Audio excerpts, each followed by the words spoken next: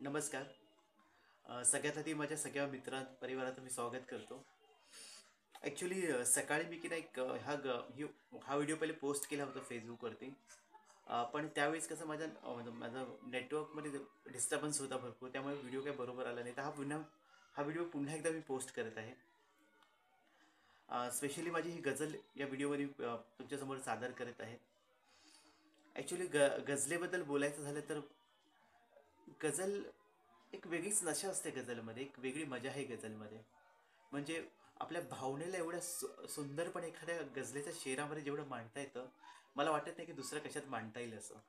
म्हणजे आपल्या एखाद्याच्या दुःखावरती पण प्रेम करायला लावते गझल. म्हणजे ते दुःख एवढं आपल्याला सुंदर करून दाखवते गझलामध्ये, इतकं सुंदर वाटतं की ते आपलंसं वाटतं. लोक त्या शेराला दाद देतात, त्या दुःखाला दाद देतात, त्याच्या वेदनेला दाद देतात. ही अशी नशा आहे गझलची. गझलेचा प्रवास पण माझा असाच सुरू झाला. बरेचसे त्याच्यात माझ्या बऱ्याचशा गझल देखील लिहिल्या गेल्या, पण त्यातल्या त्यात एक माझी गझल आहे जी आत्तापर्यंत मी लिहिलेल्या गझलांपैकी सगळ्यात मोठ्या बहरामध्ये लिहिलेली गझल आहे. बहर म्हणजे एक अ, गझलचं एक वृत्तबद्ध काव्य आहे. तर एका वृत्तामध्ये लिहिली जाते. तर सगळ्यात मोठं त्याच्यामधलं की नाही एक मात्रांचं बंधन असतं. तर त्याच्यामध्ये सगळ्यात मोठा मात्राचं वृत्त असलेल्या गझलमध्ये लिहिल्या गेलेली माझी गझल आहे वृत्तामध्ये. टोटल 35 मात्रांची गझल आहे माझी ही. तर गझल तुमच्यासमोर सादर करतो मी. बघा तुम्हाला आवडेल. या जगाला सोडताना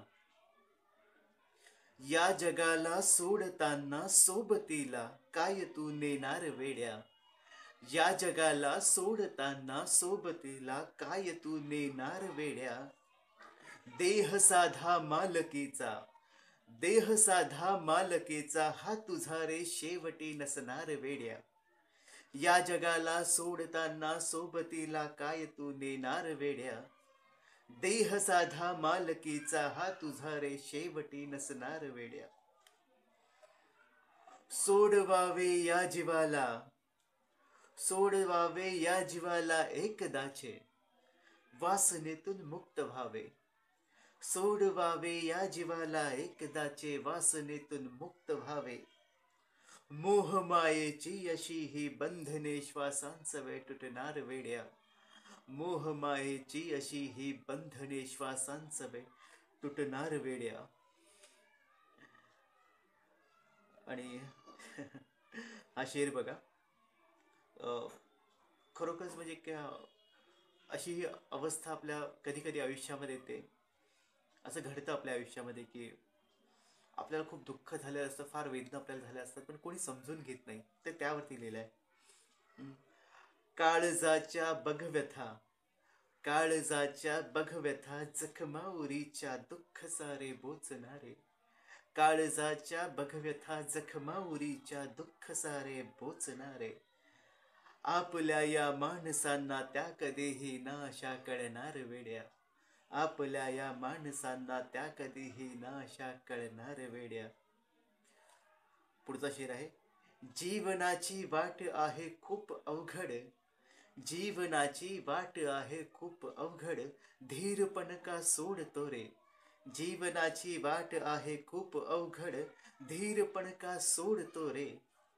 खूप वेळा ठेच तुझ लागेल अन तू खूपदा पडणार वेड्या.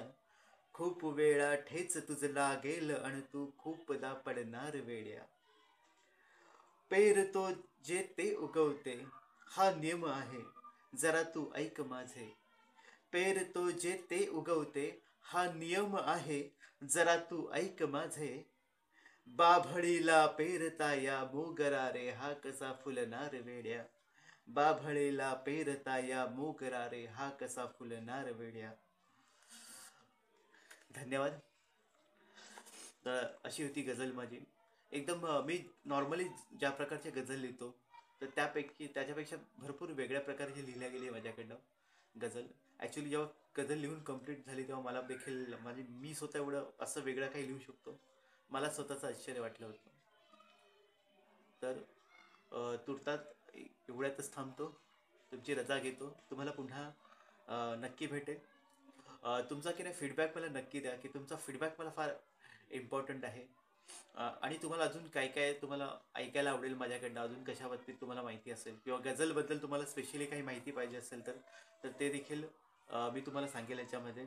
अजून तुम्हाला अजून काही माहिती असेल कवितेबद्दल, कवितेच्या प्रकारांबद्दल जर तुम्हाला काही माहिती करायचं असेल तर मला मेसेज करा.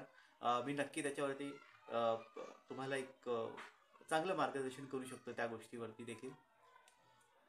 तर तुर्तास इथेच थांबतो. धन्यवाद.